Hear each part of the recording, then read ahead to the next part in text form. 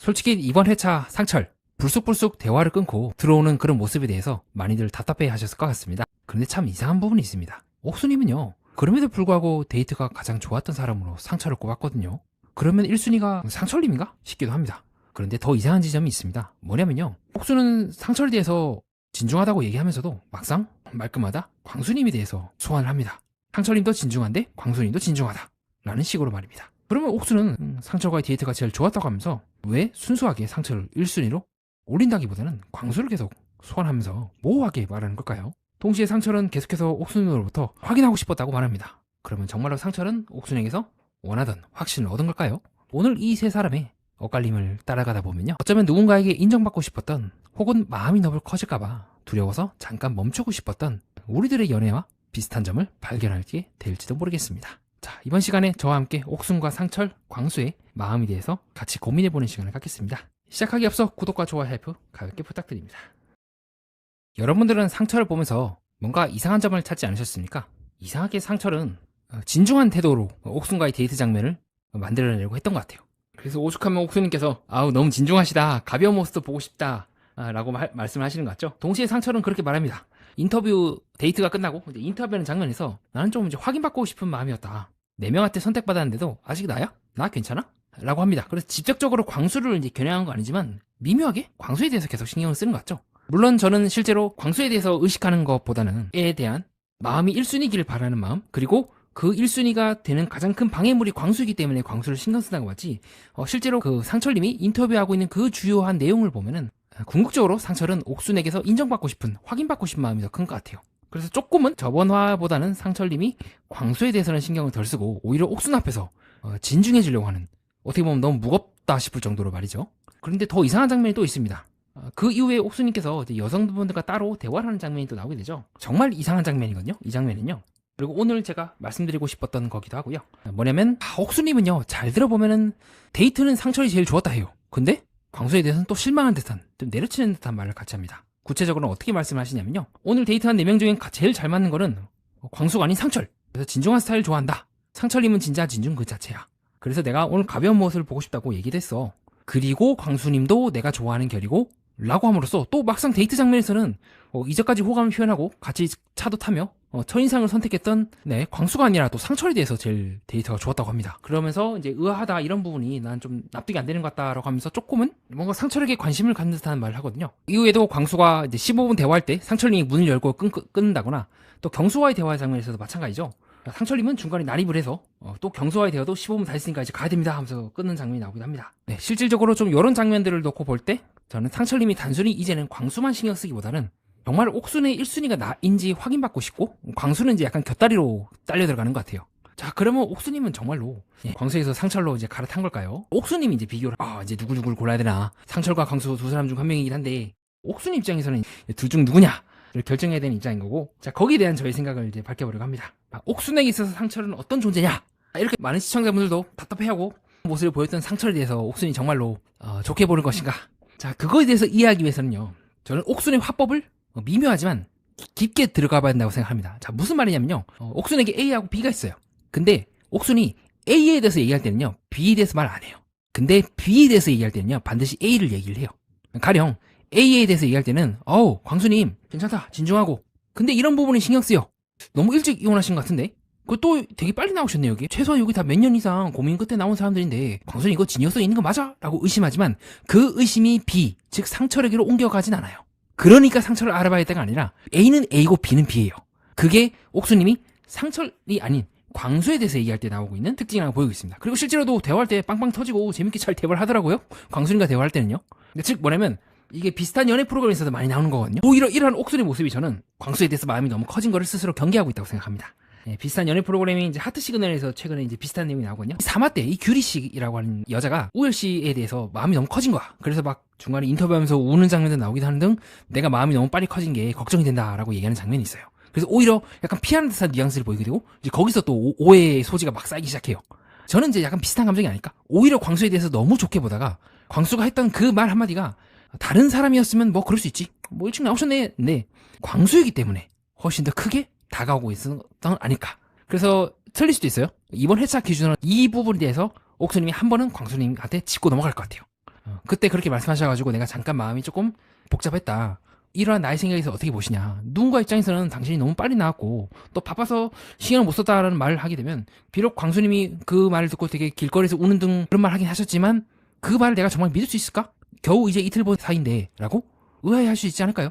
그러한 나의 의심에 대해서 당신은 어떻게 보십니까? 라고 한 번쯤은 오해를 풀거나 대화를 하면서 나오지 않을까라고 하는 기대감이 있어요.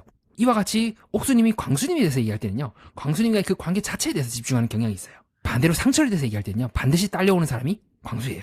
옥수는 자기도 모르게 비교를 해요. 광수에 대해서 얘기할 때는 상철에 대해서 비교를 안 하는데 상철에 대해서 얘기할 때는 데이트가 제일 재밌었다. 근데 진중하다. 근데 광수님도 진중한데?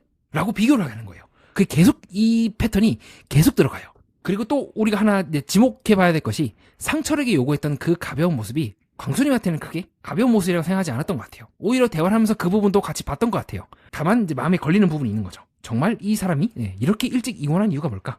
라는 의문이 해소가 되지 않았기 때문에 나오는 모습이 아닐까라고 저는 생각을 했던 것 같습니다. 그래서 실제로도 광수님과 옥수님과의 그 대화 장면을 놓고 보면은 오히려 옥수님은 순자님이랑 얘기하시겠구나라고 생각했어요 라고 하는 등 약간 순자를 의식한다거나 오히려 두 사람이 초반엔 서로 빵 하고 터지는 장면도 나오긴 하는 등 대화가 끝날 때도요. 상철님 이제 뒤에서 나올 때도 빵 하고 터지는 등 오히려 대화 장면을 놓고 봤을 때는 광수랑 훨씬 더 호흡이 잘 맞았던 것 같아요. 물론 제가 편향되게 보는 걸 수도 있겠죠. 근데 문제는 이제 그 이후에 광수 이혼 사유에 대해서 소홀했어요? 너무 냉정한데? 냉정한 거 아니에요?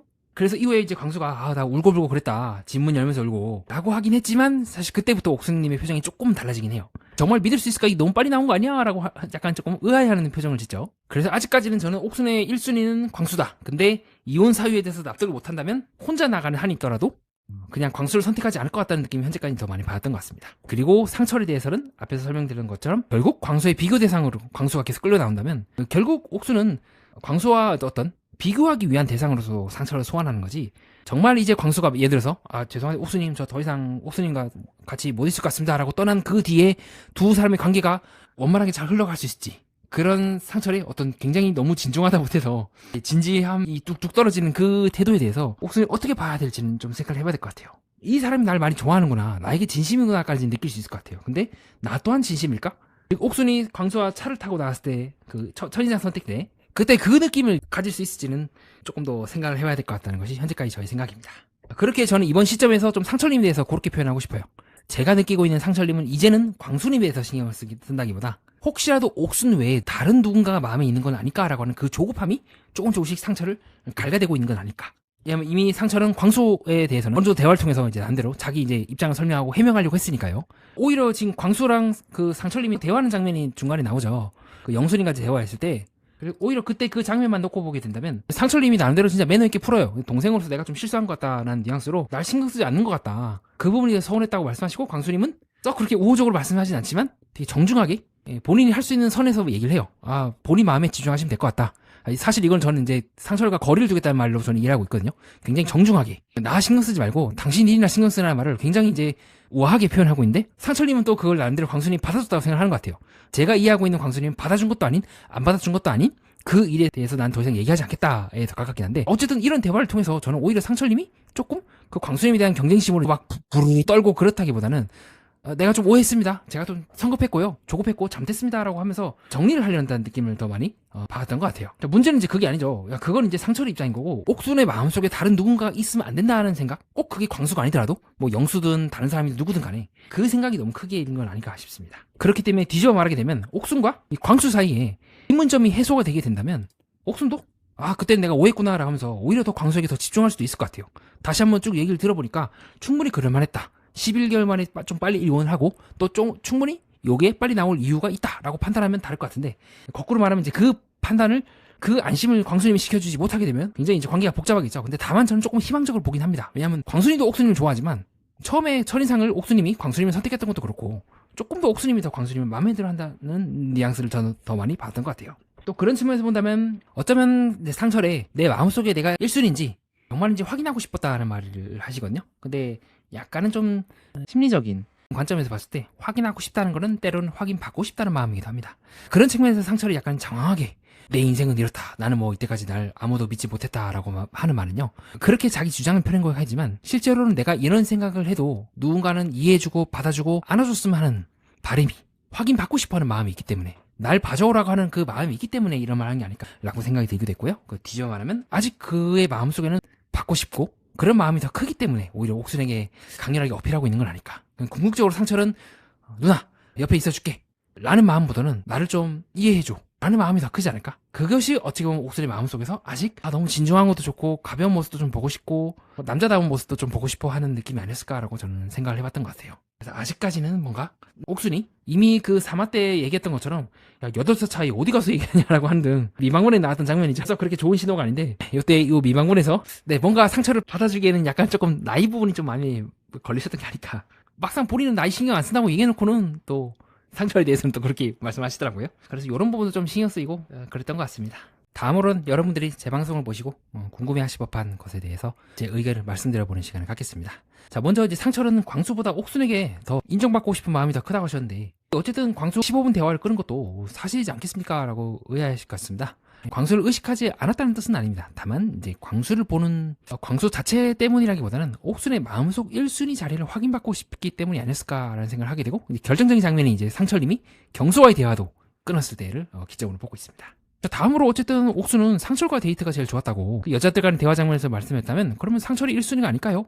라고 보실 수 있을 것 같은데요. 저도 그 부분에 대해서는 무시할 수 없다 생각합니다. 정말로 옥수님이 다음 화 때 여전히 광수의 그 의문이 풀리지 않아. 내가 더 마음을 주기가 어려워라고 해서 이 방송 중에서 우선순위가 상철일 수도 있죠. 다만 이제 데이트가 좋았다는 말과 최종적으로 끌리는 사람이 누구냐는 조금 우리가 구분해봐야 되지 않을까라고 조심스럽게 제안을 드리고 싶습니다. 그렇기 때문에 저는 옥순의 말에서 상철을 칭찬하고 이제 상철에게 집중하겠어라는 느낌보다는 계속해서 은연중에 말의 전후나 맥락에서 계속해서 상철을 말할 때 같이 광수가 끌려오는 그 비교하는 구조가 신경이 쓰였던 것 같습니다. 즉 광수를 말할 때는요 광수의 이혼 시점과 진정성 자체 광수 그 사람에 대한 걸 묻고요 상철에 대해서 말할 때는 광수도 진중한데 광수도 이렇다더라 라고 은연중에 자꾸 광수와 비교하면서 이제 얘기하게 되는 거죠.